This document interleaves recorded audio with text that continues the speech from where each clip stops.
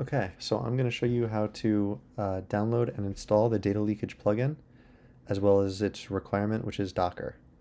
So first go to the Docker desktop homepage, link here, um, and download Docker for your version of Mac, either the Apple chip or the Intel chip.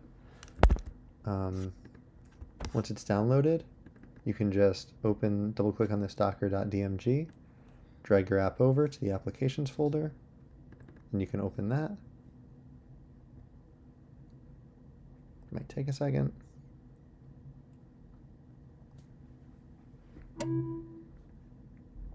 From here, you can right click and open the Docker app. It'll verify.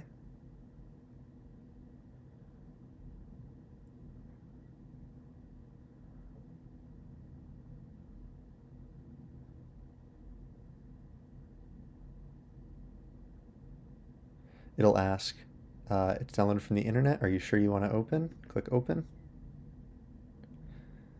And then once you reach this page, just click accept. Use recommended settings, enter your password.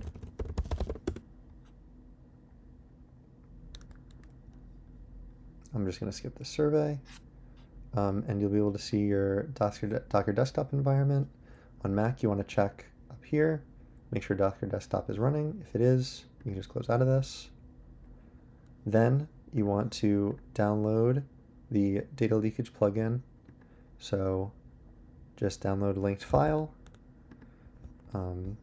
You'll see in your downloads folder the zip. So you can go ahead and open up PyCharm.